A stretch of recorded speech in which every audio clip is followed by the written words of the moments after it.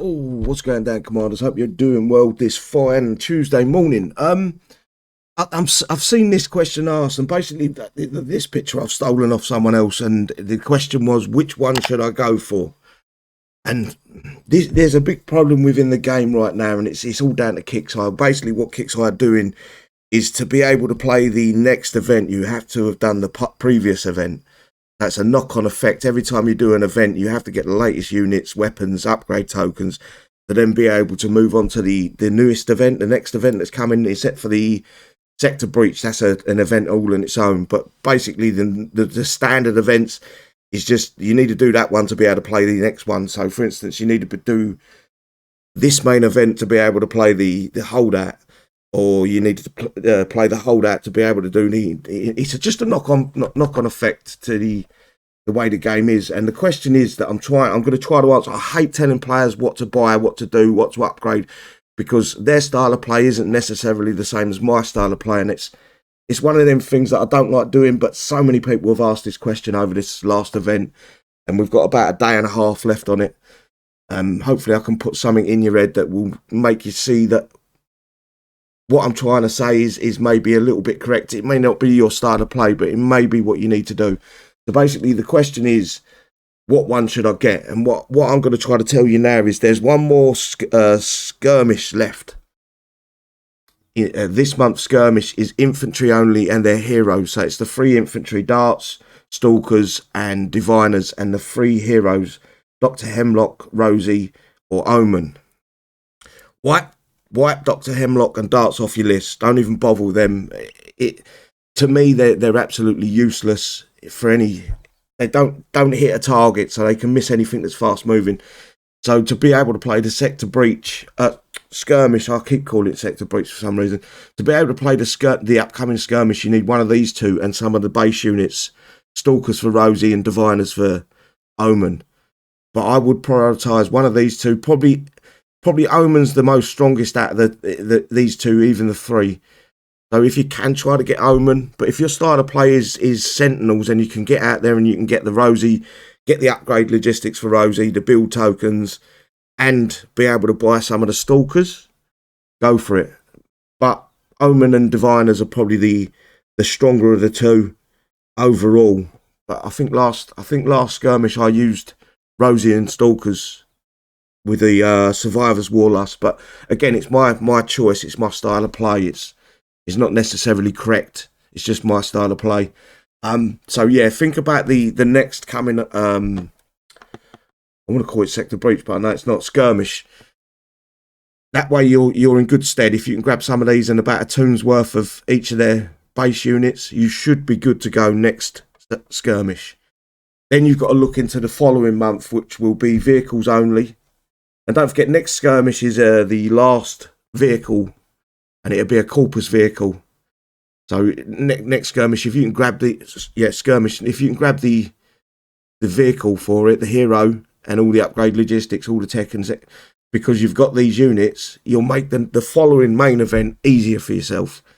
But yeah, and again, with these 2, it's one of them things where the Oxford and Gus, it's one of them things where it's whatever you prefer to use the most. I'm 100% a Survivors fanboy.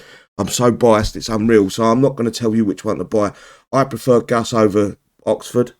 I have got Gus at, I want to say 18, but it might be a little bit higher. And I've got Oxford at 15.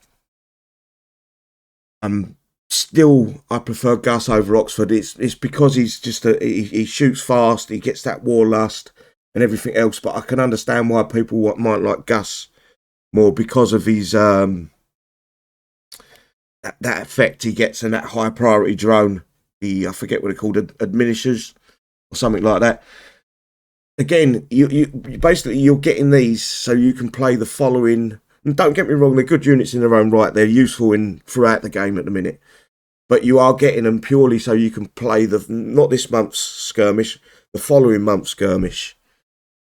So that's where you've got to look at one of these 2, whichever suits your style of play. Even if you have to go up and watch a bunch of different players using them in on YouTube. Just type in the name of the unit, War Commander, the name of the unit, and you should get a ton of videos up with players using them. Look at which one does what, you know, which one suits your player style of play, and then you can sort of run with it from there. I wouldn't bother if you're doing this event and you're trying to get any of these here. They would be right last on the list. Even Dr. Hemlock, right last on the list. These bottom three, so it's Dr. Hemlock, Sarge, Dedulus, Aegis, Kobayashi, Salvatore, and Karen. I wouldn't even panic about them too much. Their uses, because Kixeye's turnover of units is so fucking quick. From when they become useful to when they become useless is so fast. It's a matter of months. It's literally like, I'd say 3 months max. Some units have got more use, a wider range of use than others. But right now, these 5, 6 units, 7 units, they're just not worth it unless Kixeye bring out an update for them. I will be making a video about talking about how Kixeye can bring in an update for some of these heroes, bring them back into the game, but that's for another time. The only one you may want to get if you've got time is a Dedulus. I can't remember if it's a tech or it's a talent, and what level the talent is. I can't remember, but he gets a 10,000 less damage taken from any one shot. You can do medals, you can do thorium. The way the bases stand right now with just him, it's a bit time consuming, but drop him in the base, leave him on Ruby, and he'll finish the base off. You don't even need to be in the base.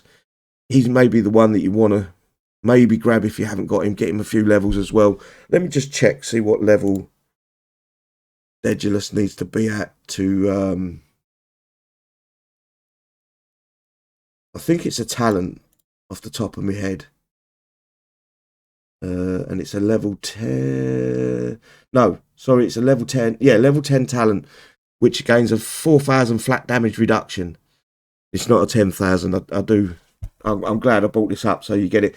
But nothing in the thorium bases does anything near 4,000, and nothing in the medals bases does anything near 4,000 damage. So you can just run him in on his own, or run him in, put him into the centre of the base and run something in behind him.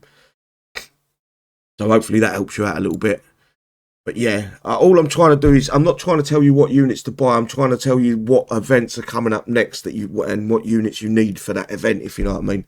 And this is the last. The Skirmish is the last of the Omen, Rosie, Dr. Hemlock, and their base units, basically. So I don't think I would grab Rosie. Not if you can't get them to 20. I think Omen would probably be the better one out of the two, up to 10, because he's just a much stronger unit than Rosie. But I do like using my Rosie because she's survivors. And then you want to pick one of these two, or if you can get both. So I would go for one of these two, and then both of these, and try to get some of their base units as well. So if you picked Omen, get some of the Diviners in this event, get the upgraded logistics. If you go with Rosie, do the same, but with Stalkers. And then obviously Cosmo with Gus with the Cosmortars. You just, it's forever thinking about the next event. And this is the problem Kixeye's got themselves worked into, is we're playing for the next event. We're not playing to then be able to enjoy the unit for a couple of weeks and then there's another event. We're playing this event to play the next event, to be able to do it easier, if you get what I'm saying. Hopefully I'll give you a good bit of information there. I'm not sure if it made that much sense, but I do try. If you've got anything you want to add to this, if I maybe have missed something out, or you see it in a different way, please put it in the comment section below, because I do read them and I will comment back. I don't get snot. I try not to get snotty unless I'm having a bad day. But yeah, if you disagree with me, it's fine. It's not a big deal. As always, give the video a thumbs up if you like it. If you disagree with me or you don't like my videos, give it a thumbs down. It don't matter either way. And I will catch you soon, guys. Hopefully I've helped you out a bit here. Ta-da.